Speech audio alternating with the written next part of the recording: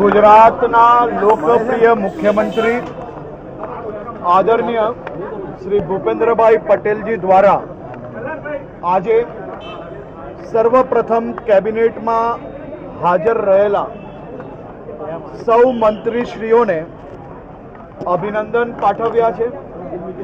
Team Gujarat તરીકે ગુજરાતના ગામોથી લઈને શહેરો સુધી યુવા, મહિલા અને વડીલો સુધી સૌ લોકોના હિતમાં વધુમાં વધુ કામ, લોક ઉપયોગી કામ, સમાજ ઉપયોગી કામ કઈ રીતે નીચે સુધી લઈ જવું જોઈએ, વધુમાં વધુ મદદ કરવી જોઈએ, તે માટે સૌ મંત્રીઓને શુભેચ્છાઓ જોડે જોડે આ દિવાળી દરમિયાન વધુમાં વધુ ગરીબોના ઘરમાં દીપ પ્રગટાવવાનું કામ એ ભૂપેન્દ્રભાઈ પટેલની સરકાર દ્વારા દિવસે ને દિવસે વધુમાં વધુ કામ કઈ રીતે થઈ શકે તે દિશામાં બેઠકમાં માર્ગદર્શન આપવામાં આવ્યું। આદરણીય મુખ્યમંત્રીશ્રીએ ગુજરાતના અમારા સૌ સાથીઓ, ભાઈઓ, બહેનો જે પૂર્વ મંત્રીશ્રીઓ દ્વારા જે પ્રકારે રાત દિવસ કામગીરી કરવામાં આવી હતી તે બદલ બી સૌ પૂર્વ મંત્રીશ્રીઓનો આભાર બી કેબિનેટ દરમિયાન માનવામાં આવ્યો। સાથે સાથે 31મી ઓક્ટોબર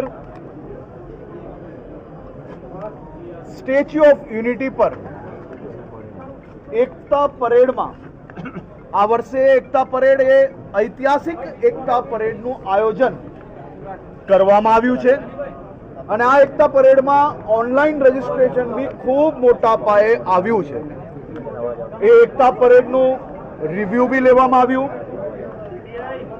આદરણીય મુખ્યમંત્રીશ્રીએ ગુજરાત સરકારના રમતગમત વિભાગને રાજ્યના સૌ નાગરિકો વતી, યુવાઓ અને રમતવીરો વતી ખૂબ ખૂબ અભિનંદન આપ્યા છે।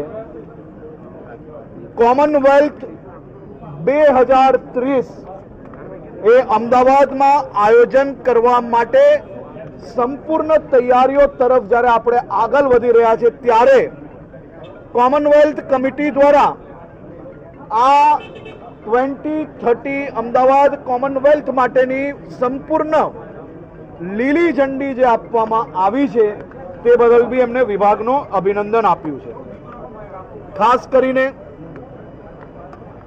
કેબિનેટમાં